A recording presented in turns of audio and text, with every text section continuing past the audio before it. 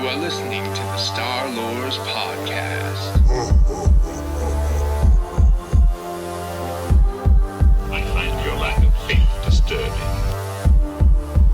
Are you stuck-up, half-witted, scruffy-looking nerf herder? But I was going into Toshi Station to pick up some power converters.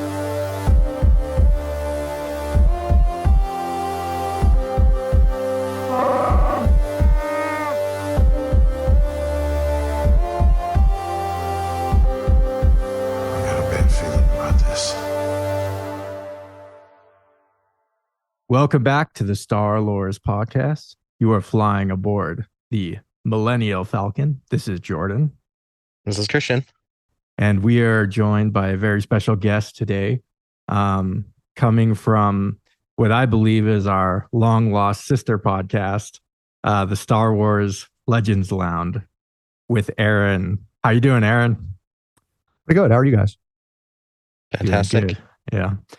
So, if you haven't heard of his show yet, the Legends Lounge, Aaron, why don't you just explain to us what your show is and what it's all about? So, the Legends Lounge is just a show where, for the longest time, I wanted to talk to people about the Star Wars Legends novels. And I wasn't really able to find many people to do that with. So I decided, you know what? I'll just record myself talking about them. And anyone who wants to interact with me, send me an email, whatever, they can. So on my show, I read one of the novels every 2 weeks. And then I talk maybe 10 minutes about the plot of the book.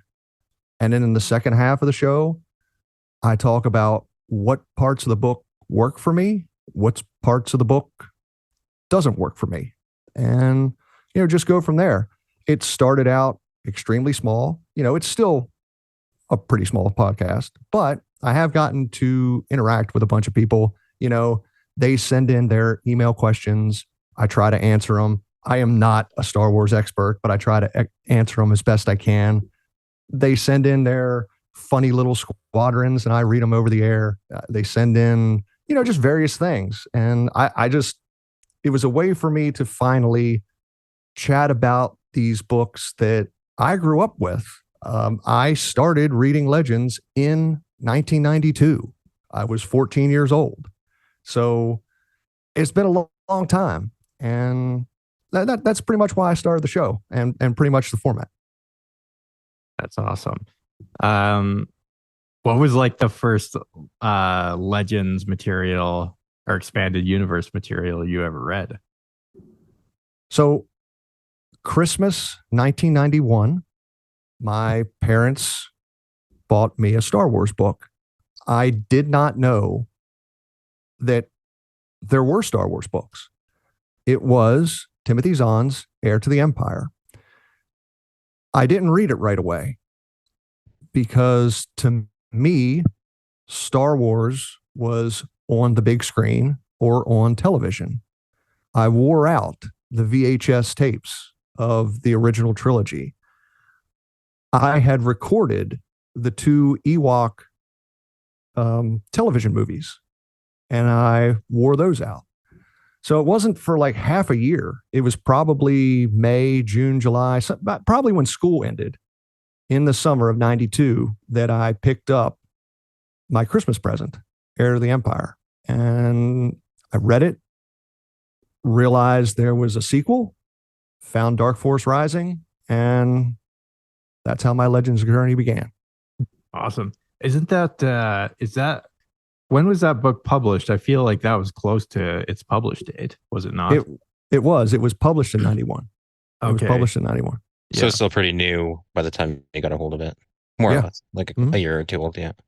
Yeah. I remember first, I actually first listened to the audio books, but I'm a little bit younger. Like I was, when the book came out, I was like 3 or 4 years old. But I probably in the early 2000s, we found the audiobooks at the library, and I remember like staying up all night listening to them. But yeah. Okay, that's awesome. Okay, so that's kind of the origin story. Christian, did you have anything you wanted to add there? Yeah, just you read a book every 2 weeks. You get through a full length novel. Oh, sure. Yeah. I basically do two things. I go to work during the day, I come home, and I play with my dog. Other than that, I got plenty of time to read. Unless the Baltimore Orioles are on, then I'm watching an Orioles game. But other than that, I got plenty of time to read. Okay. No, that's crazy. That's awesome. Yeah. Do you audiobooks too, or like do you have a preference, or do you prefer like paper, book in hand? Yeah. So I am only a passenger today on the Millenial Falcon. I am a Gen Xer, born in '78. I have an extremely difficult time with audiobooks. I find my mind starts to wander after about 5 or 10 minutes, if I'm doing the dishes or if I'm mowing the lawn or whatever. I have a hard time. And then I'll realize, oh, I don't know exactly where we're at. And I have to rewind, 5 or 10 minutes. And I have a hard time with ebooks. I just don't like reading on a screen. So I'm still an old fogey. I buy the books, or I use my library card and go to the library to get the book. I like the feel of a book in my hand. I like the smell of a book. But I will say, with the canon novels nowadays, see, one of the things with most of the Legends novels is when they were out on audiobooks, most of them were abridged.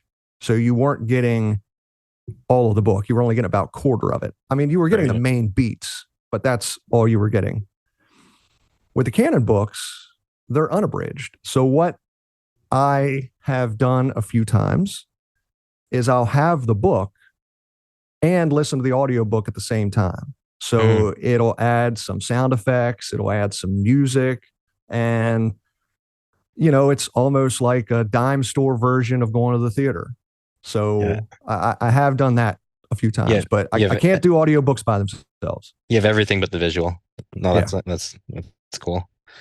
Yeah, me, I still have I do still have a preference for paper books, but I still do, I alternate between audiobooks, and I'll usually have a book going on my phone as well. So I'll read it on a screen, but yeah, that's just me. That's the toughest for me. I'm in my mid 40s now. If I try to read on a screen, my eyes start hurting after about 5 minutes. Depending what you do for work, you could be staring at screens all day too. So oh my Lord, it'd be nice to have a break. I'm behind a computer all day. I got to sit there. Fair enough. I'm doing weird eye exercises to try to not, go cross-eyed. Keep from getting headaches and stuff. Yeah, so. Fair enough. Do you? Sorry, go ahead, Jordan. Do you delve in, just judging by what you're saying there, do you also delve into the canon stuff as well, just on the side, and it's not necessarily part of your show? Or so I don't do any of the canon books on the show. I will talk about canon on the show if there's some similarity to the Legends book that I'm covering, or if one of the people who emails in has a question that pertains to canon, I'll answer it. I like both Legends and canon. I like stories in both sides. I think both have some really great stories. I think both sides have some really big stinkers. It doesn't matter to me. I just like Star Wars. It doesn't matter to me if it's Legends or canon.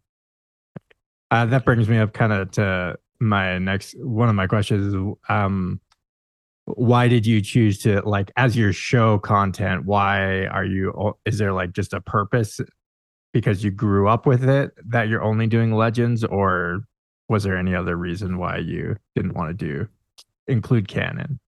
So 2 reasons really. One, as I said before, I just wanted to talk about these books that I grew up with, that I loved growing up. And 2, I hadn't finished all of them. I still haven't finished all of them. To my knowledge, right now, I keep a spreadsheet on my computer. To my knowledge, right now, I have 6 to go in Legends that I haven't read. One of them is the last book in the timeline, Crucible. Okay. I've decided I'm not going to read it until the last episode of my show. I'm going to make that the last episode. It's going to be the first time I read that book. I'm going to finish my show as I finish the Legends timeline of novels. I know there are some stories that take place after Crucible. There's plenty of fans out there of the legacy comics and stuff like that. They're not really my cup of tea. And I don't really do the comics on my show anyway. Mine's just about the novels. That's kind of my little niche. So it's the last story in chronological order. It's one of the very few that I haven't read yet. And I thought it'd be kind of neat to make that my last episode, is me reading the final novel for the very first time. That's kind of awesome. Yeah, I think Christian had in the notes too. He was wondering about if you'd kind of covered or read much of the comic books. I guess you just answered that. But on top of that, do you get into at all like the young adult novels or the children's books at all, or is it just exclusively like the main ones? So it depends. For the most part, it's the novels. However, some of the young adult or young reader books that kind of pertain to the timeline and are important to the story, I have read. I covered the Young Jedi Knights series of 14 books. I covered the 6 Junior Jedi Knights.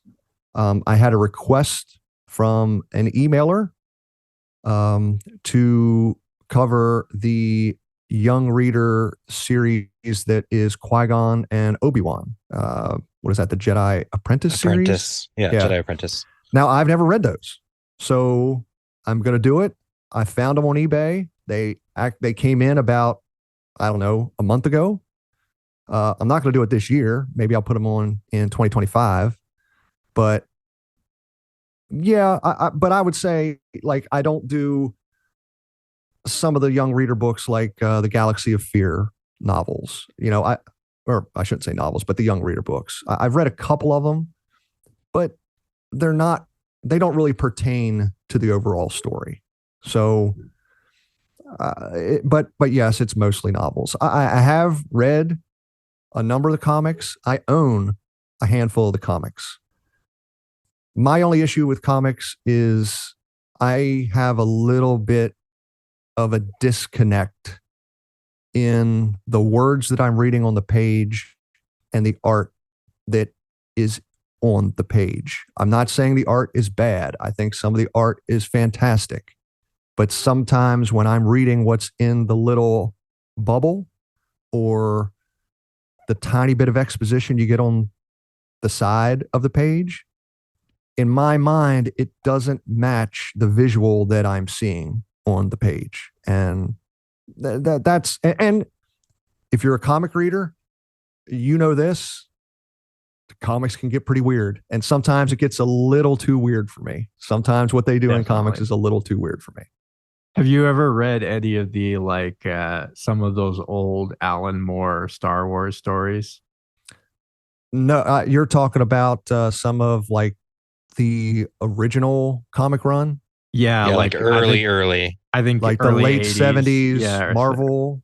No, I haven't. Some of I've those. Seen some of them, but I have not read any of them. I mean, anyone who's familiar with Alan Moore, like some of his, he has some real bangers, but some of his Star Wars stories are pretty wild.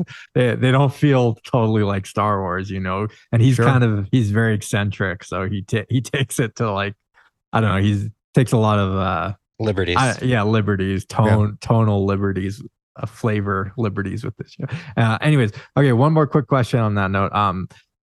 So, like, what is do you have a process in deciding what book you're going to read and review for the show? Are you just planning? It's sort of like a life project for you that you're going to cover all the Legends novels, excluding some of the young reader ones? That is the goal. So before the Jedi Apprentice books came in, which I guess the set is 20, I had 176 books. Okay. So my goal was to cover those 176 books. I think so. If you take out the 14 young Jedi Knights and the 6 junior Jedi Knights, so that was 156. So 156 novels, and then those 20 young reader, junior reader. Now I got an extra 20. So that's my goal. My goal is to cover those. I think that'll run me through the end of like 2027. Nice. And I've had people ask me if I'm going to continue the podcast after that, if I'm going to dive into the canon novels. I haven't decided yet. I might, but you could always do like a spin-off podcast or something. Sure. But I also want to find my niche. You know, there are so many Star Wars podcasts out there that True. I don't just want to do a generalized podcast to where my voice gets lost. I mean, my podcast is small enough as it is. You know, I think we all know some of the bigger Star Wars podcasts out there. Some of them do a great job. Some of them I like more than others. But if I just, at the end of this project, if I just sort of spin off into just a generalized Star Wars podcast, I think my voice will get lost in the, you know, ecosphere of podcasting. And I don't want that. Yeah, fair enough. Sometimes it's nice to have like a clear vision and a clear start and ending. It's almost like that TV show that runs on forever and it loses its momentum or its feeling. It just, maybe they should have stopped it 2 or 3 seasons ago and ended on a high note. So I didn't expect to do this as long as I did. I only expected to do this 6 months tops, and I figured I'd get tired of it. But I didn't. And I got some responses. And I've met some people online, and I've had some interesting interactions with people. And again, it's helping me get through all these books, including the ones that I've never read before. Yeah. It gives you a reason to go back and revisit them. So absolutely. Yeah. Cool. All right. Let's get into this. If someone is new to the Legends material, where do you advise them to begin? So I've gotten this question a few times in email, and usually before I answer on the show, I email the person back and ask, what is it in Star Wars that you really are drawn to? Because whether it's Legends or canon, there are so many different things that could appeal to a person in Star Wars. You know, in Legends, we've got some stories that are very, like, if you have a spectrum of science fiction to fantasy, you've got some all over the spectrum. You've got some stories that are hard sci-fi. You've got some stories that are getting close to like a Tolkien fantasy. You've got some horror stories. You've got some war stories. Do you like a particular era? Are you a big Old Republic fan? Are you like me and your favorite era is the rebellion against the Empire? You know, I could live there all the time in those stories of, you know, the little band of rebels fighting against the Galactic Empire. Do you want to see how the story continues after Return of the Jedi? So that's what I ask. And then based upon what they answer, then I will give them some book suggestions. You mentioned Heir to the Empire. That's a great place to start. It is. Timothy Zahn, 1991. Was it the first Legends book? No, it wasn't. But I have to give it credit for really jump-starting Star Wars publishing as a whole, not just Legends. I mean, it continues today. Look at all the canon books that come out. All of this was jump-started in 1991 with Heir to the Empire. I'm not saying people have to start there. I'm just saying that's a great place to start. If you're an Old Republic fan, start with a Revan book or start with the Darth Bane trilogy. Those are great books to start with. If you really like the X-Wing fighters, start with the Rogue Squadron story. You can start in the prequels.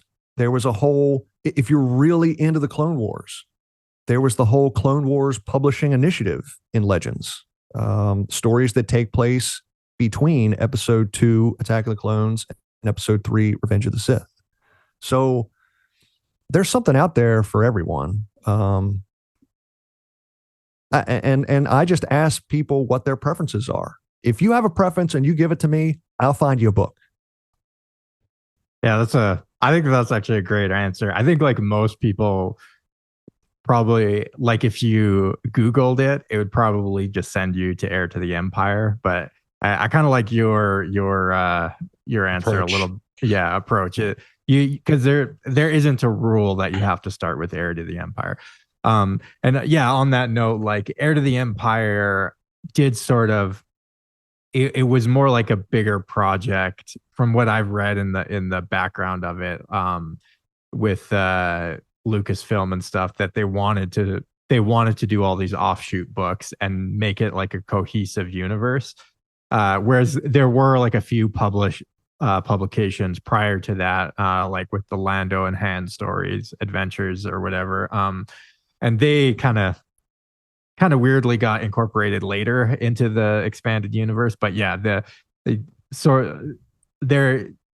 guess it depends how you look at it, but some people might say Heir to the Empire is sort of the genesis, but you could also go back to the other books that came out in the 80s. I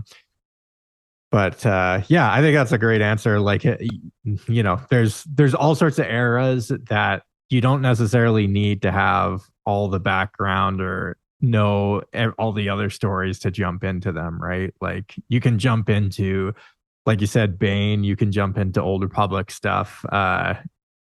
You can jump into Clone Wars stuff without having to necessarily have like all these prerequisite books read.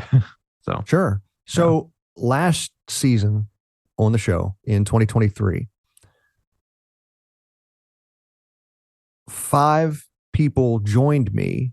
I hadn't really had guests on the show, but 5 people joined me because I was going to read the New Jedi Order series, the 19 books, and they wanted to read them too. So I said, well, hey, look, if you guys are really serious and you want to read these, why don't you come on the show with me? Having multiple voices talk about these stories is going to be way more interesting to listeners than to just hear me drone on and on about what I like and what I don't like. So, like I was on each episode, and then the 5 of them, they rotated as the series went along. Well, New Jedi Order takes place, 25 years after the end of Return of the Jedi. A lot of things have happened in the galaxy, in this Legends timeline up to then. Well, 3 of the people that joined us had never read a Legends book before. So they were just hopping in right there. I thought it might be a little overwhelming for them, not knowing some of the stuff that took place before, with the Solo twins, Anakin Solo, Mara Jade, all this stuff. But no, they loved it. I gave them just a very rudimentary background of about 5 minutes. Here are the characters.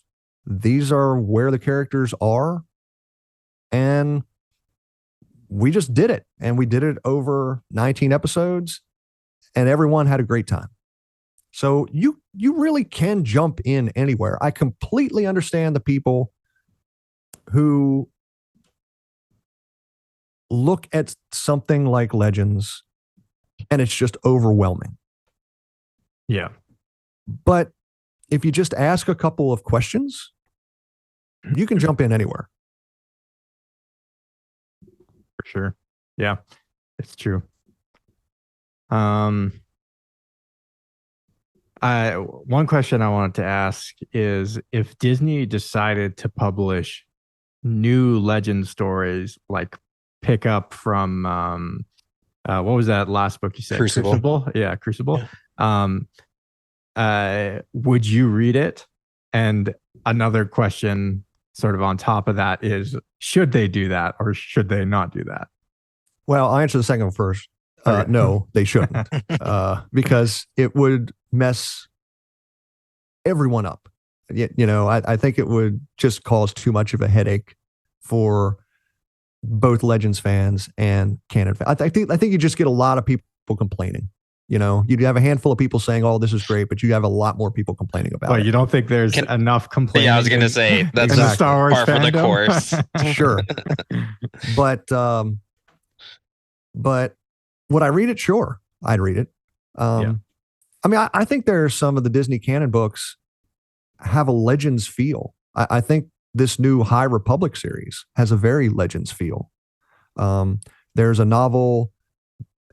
If anyone has watched the Visions animated shorts, the very first one in season 1 with the Ronin, the very Japanese inspired black and white Visions short, they made a novel off of that. It does not fit in any timeline anywhere. It has an extremely Legends feel. So if they did it, sure, I'd read it, but I think they probably shouldn't do it. I do wonder because I have looked. I was kind of looking at some of the stats of, the Legends books still sell pretty decently. Absolutely compared to the newer canon stuff. Even with all like the marketing behind the new stuff, that like they still, and Disney's still making money off those Legends books, by sort of republishing them. So I know there's sort of been a lot of maybe hopium from a lot of fans, to have some sort of multiverse where you incorporate the Legends universe in with the new Disney canon and like a Marvel multiverse kind of situation where you can kind of pick and choose. And then theoretically Disney would be publishing under all the banners, right? Just depending on what you like. But like you said, Jordan, I think that's hopium. Yeah. But Aaron, back to you, yay or nay on a multiverse? I think I said it before. Sometimes comic books get a little too weird for me, and a multiverse is a little too weird for me. Maybe that's why I've never gotten into Marvel comics or DC comics. It is just a little weird to me. The Star Wars universe is so big, they can just make stories that, people who have never been influenced or interacted with anyone in the Skywalker saga. Just give me those stories, where, the stuff that we see in the films have absolutely no influence on what these people are doing over in this part of the galaxy. So that's for me. Just give me all the stories in the galaxy far, far away. 100%. Just kind of a before. Go ahead. Yeah. So I just judging by what you were saying there, Aaron, do you typically keep up with all the other Star Wars media, like the TV shows and all that stuff coming out and movies, or? So yes, I'm just a Star Wars fan. I consume almost everything, except really some of the comics. And the only thing I've never really been, even as a little kid, I've just never been into video games. So I never really got into the older video games. I never got in, and I don't really get into the new video games. I know everyone seems to like certain video games. And if I have a question about what happens in them, I'll either ask someone who's played it, or I just go on Wikipedia and just read about what happens. Because I don't know. I've never I had Mario Brothers. I played Mario Brothers. I played Mario Kart, but other than that, I was never really into it. Yeah, no, that's fair. And that's one of the beauties of Star Wars is that they're, like you're saying, there's a niche for everyone. Same thing with like timelines and factions, even how you consume Star Wars content. Maybe you just collect the Lego because you think it's cool. Maybe you just play the video games, or you just read the books, or you just watch the movies. So yeah, that's one of the nice things. Whatever medium you enjoy Star Wars is perfectly fine.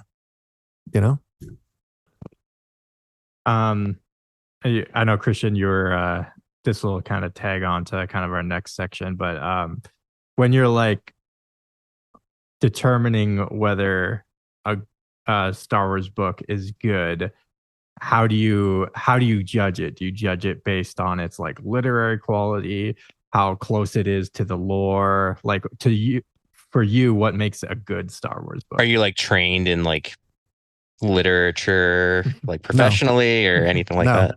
So, very quick background on me. I went to college as an engineering student. The first higher level math I got to, I said, this is absolutely not for me. I switched to a broadcast journalism student. I did a handful of years as a radio news and sports reporter. One day found that I only had $12, literally $12 in my bank account, and said, I need to find a new job. And it just so happened that in my community, the Air National Guard base was hiring full-time. Ever since then, I've worked on airplanes.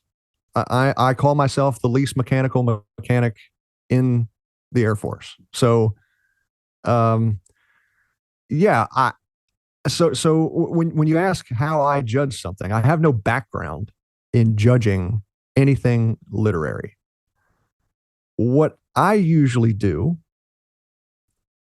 however, is I try not to say something is good or bad, because to me that sounds like a statement of fact.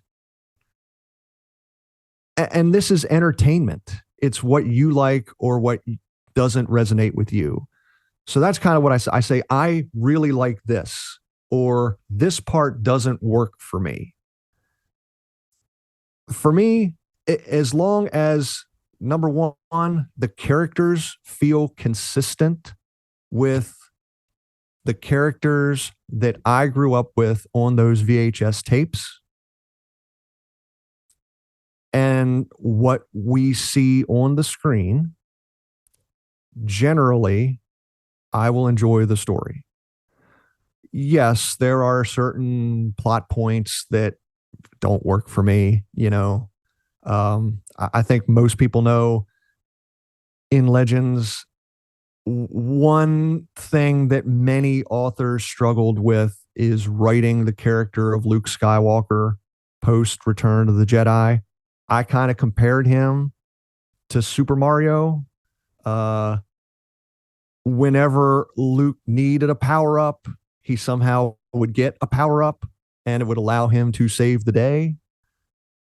So there's a little bit of a power creep as the Legend stories go along. What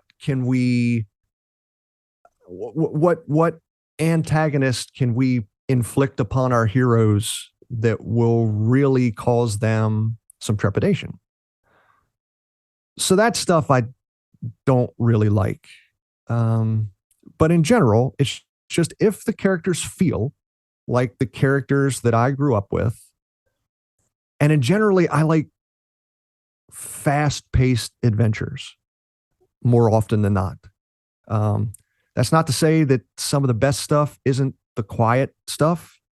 But in general, if the story moves, you're going to keep my attention.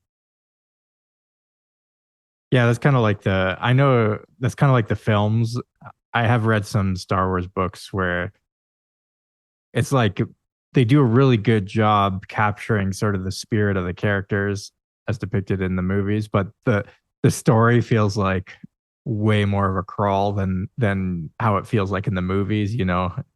with high octane action and lots of adventure. But I totally feel that there. Okay, so Aaron, let's get into our next and I think probably final section here.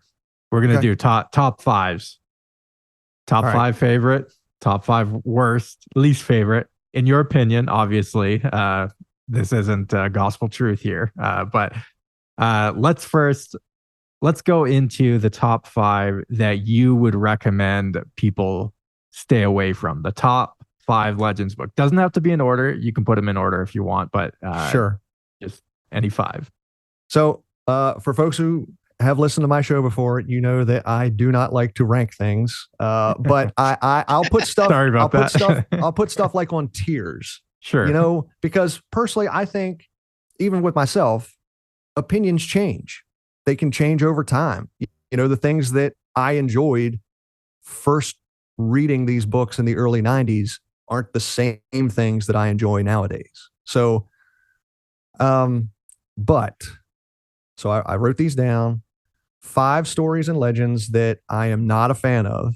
And I do have one that I really don't like. My least favorite story. And that's good. I'll save that for last.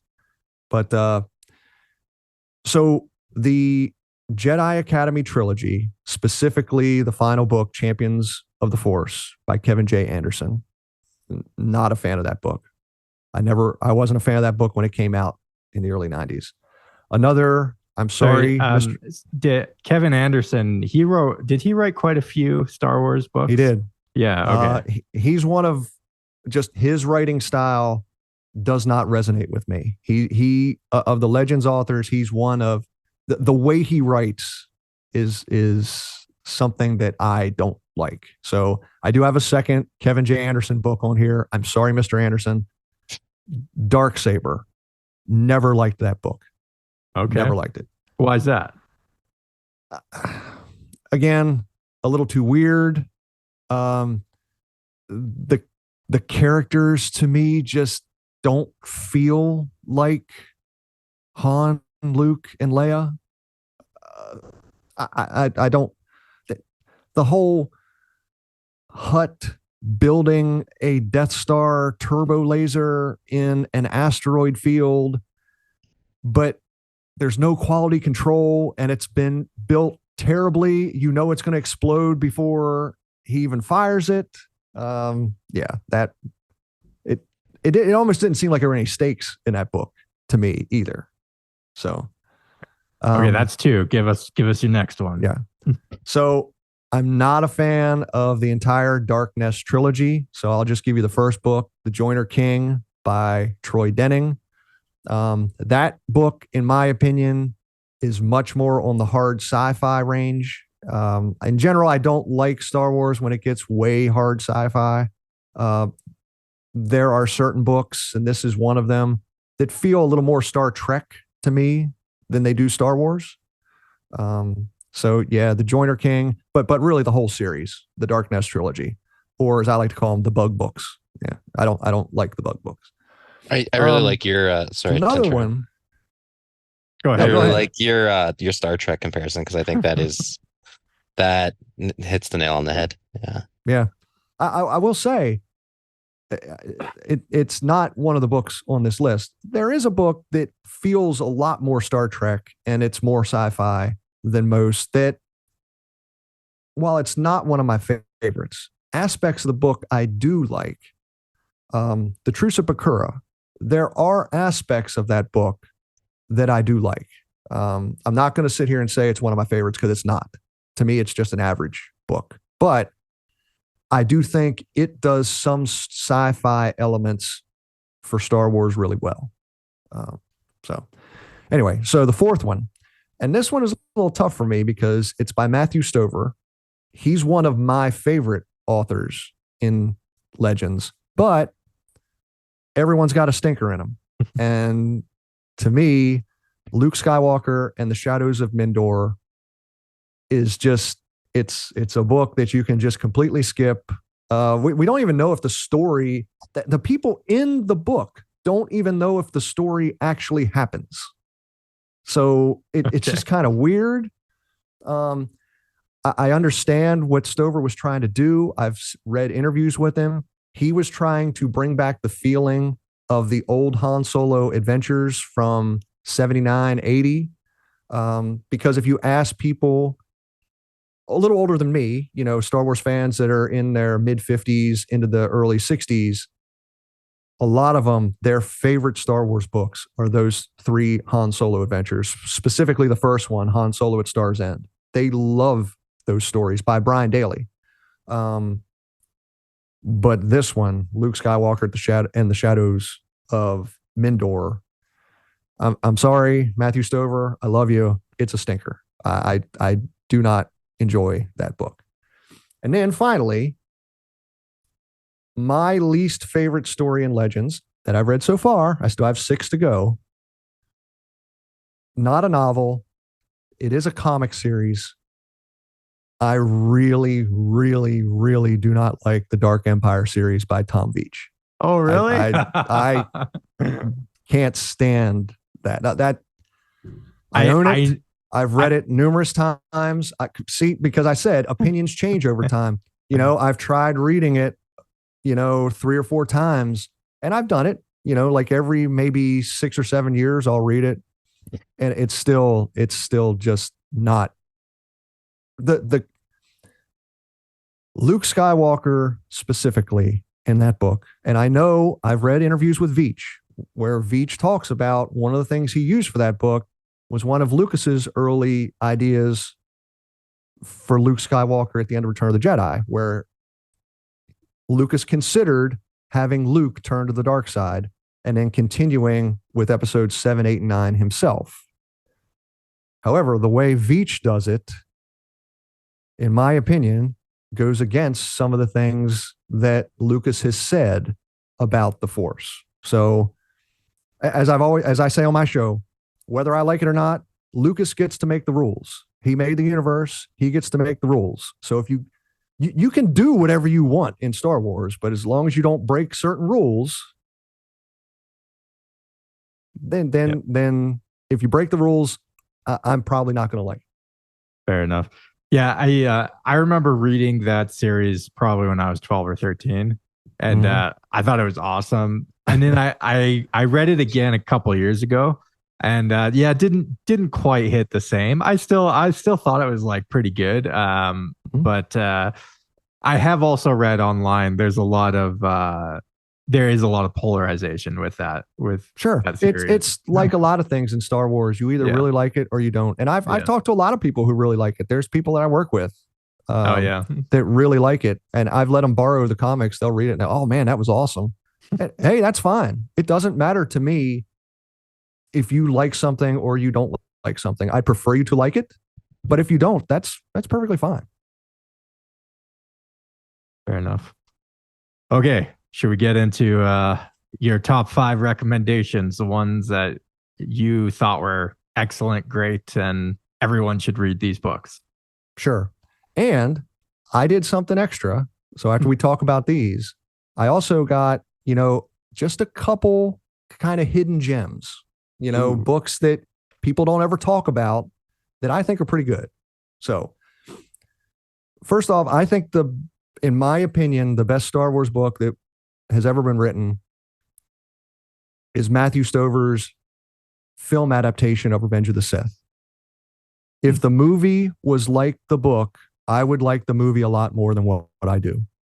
I'm not going to lie to you. I'm not a fan of the prequel films. There's elements of them that I like. Overall, not a big fan. Love that book. So I took that one out though, because it's a film adaptation. So here we go. 5 of them. You've mentioned it already. Heir to the Empire by Timothy Zahn. It's a very good book. Sometimes Zahn he skirts that line of hard sci-fi for me. He's more of a sci-fi writer than he is a fantasy writer, but can't deny how important that book is. Can't deny how fast-paced of an adventure it is. Again, he's not the greatest writer of Luke Skywalker, but I give him a pass on that because the story is just really fun, in my opinion. 2, Kenobi by John Jackson Miller. Now, that one is a slower book, but if you want to talk about someone who nails a character, I would say that John Jackson Miller nails Kenobi in that book. For people who have not read it, it takes place weeks after the end of Revenge of the Sith, weeks after Order 66, right after Kenobi gets to Tatooine and drops baby Luke off with the Larses. It's very introspective. It's very slow. Kenobi questioning himself, questioning the Jedi Order, questioning what his role is from now on. Again, I'm not sure anyone nails a character better than what John Jackson Miller does with Obi-Wan Kenobi in that story. How do you think it? I don't know if you've watched the Kenobi TV series. How do you think? Would you recommend this story over their interpretation of Kenobi post Order 66? So I will say this: I really liked the first episode, and there are parts of the second and third episode that I really liked. For me, that story, the last 3 episodes aren't as fun for me. There's stuff in those last 3 episodes that, for whatever reason, don't resonate with me. I did see John Jackson Miller said he liked the miniseries, and the fact that it takes place 10 years after Revenge of the Sith. He says everything in his book would still fit in that timeline, other than the epilogue. In the epilogue, I'm not really spoiling it for anyone. In the epilogue of the Kenobi book, Kenobi realizes that Vader is Anakin. So that would be the only change from anything in that book as to, the TV show, where he didn't know that Anakin was still alive going into that. But again, I like Star Wars. There are things in everything that I've seen or read that I like, and there are things that I don't. I would say this book, though, in my opinion, is better. I enjoyed it more than that. Yeah, definitely. I'll have to put that on my list. I had very mixed feelings about the Kenobi show. I did always feel like it was kind of a missed opportunity, but I'll definitely have to read that book. Okay, let's keep this ball rolling. Sorry, Christian, you want to say something? Yeah, no, I just a little factoid here. I'm just kind of following along and looking stuff up. Looks like both Ewan McGregor and Deborah Chow, who was a showrunner for Kenobi, they both read the book, and it influenced their work. To what degree? I mean, she says that it influenced the tone rather than the story content, obviously, but it seems to have still like the echo in the Disney version. So I can definitely see how in the first 3 episodes it echoed the tone, because for those who watch that show, like I said, Kenobi's kind of a lost soul at that point. He's questioning, like I said, he's questioning what the Jedi Order was when it fell. He's questioning his role in the universe now. And that's a lot of what that book was. So I do see the tonal similarities there. All right. So one of my favorite stories in Star Wars, be it Legends or canon, is the New Jedi Order series. And I think the best book, well, I just went against my own rule. My favorite book in that series is one of Matthew Stover's. It's Traitor.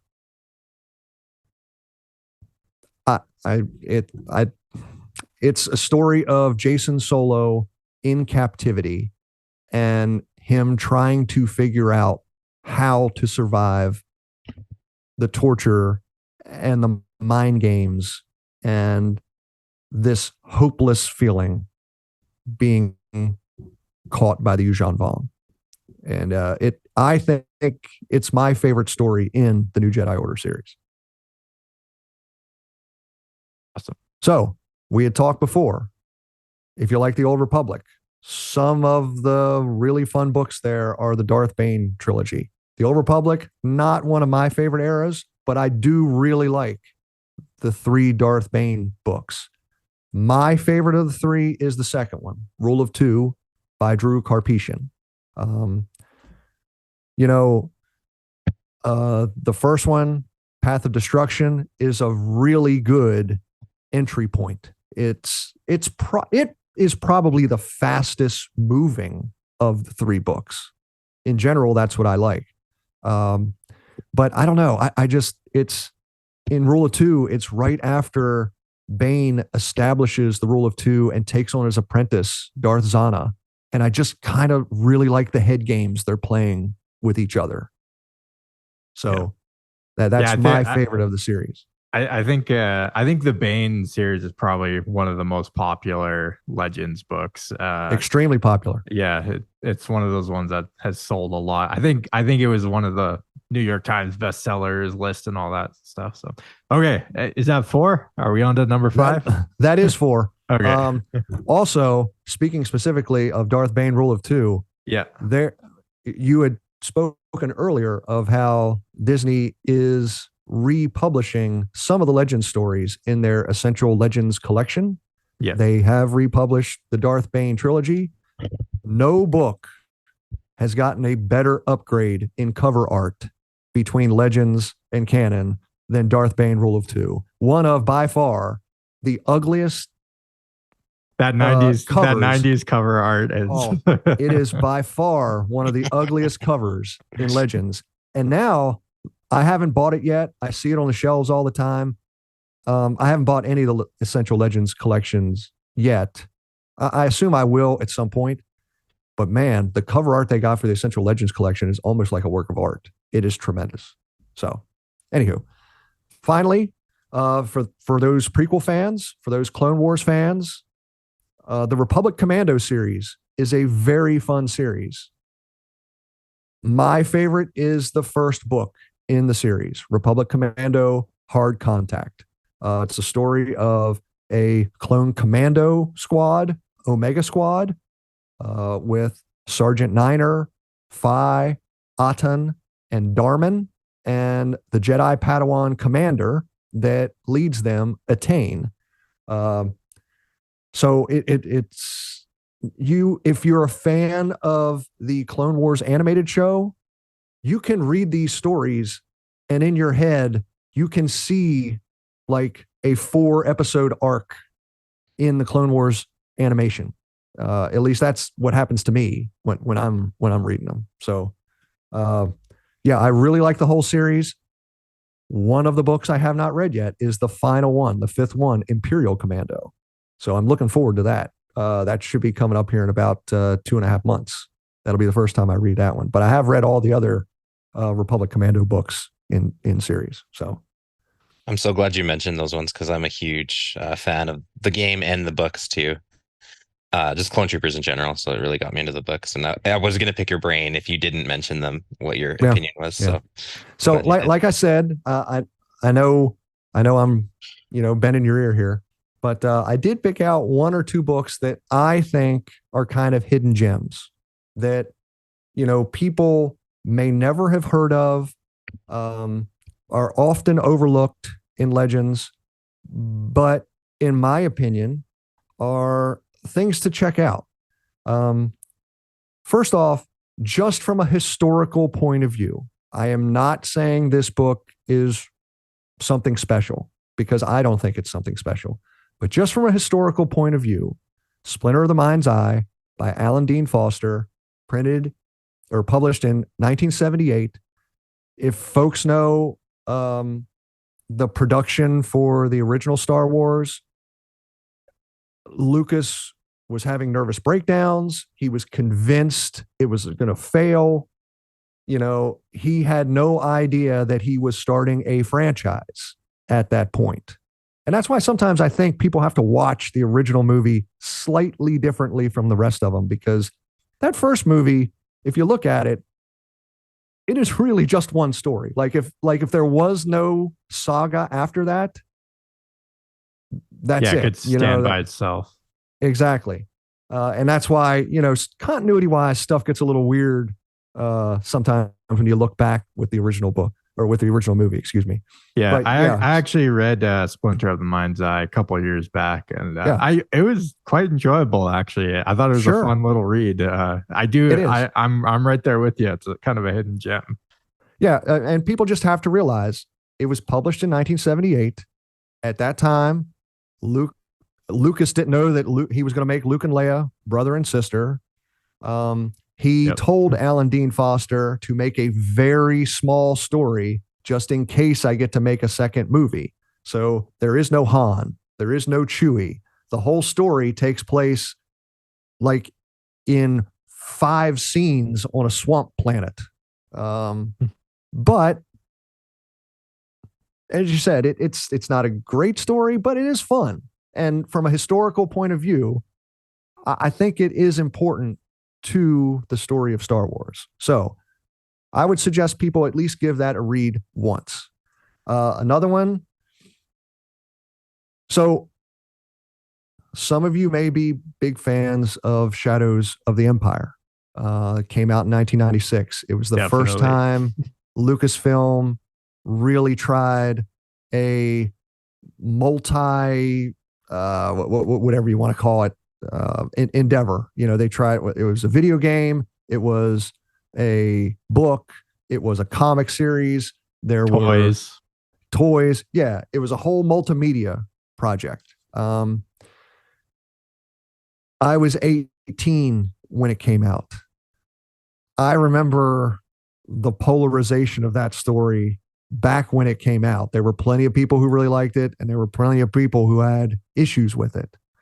I think for the most part, in my opinion, the story is just fine. It's nothing great. It's nothing bad. But it introduced us to Dash Rendar. There's another Legends book that has Dash Rendar that I like a lot more than Shadows of the Empire.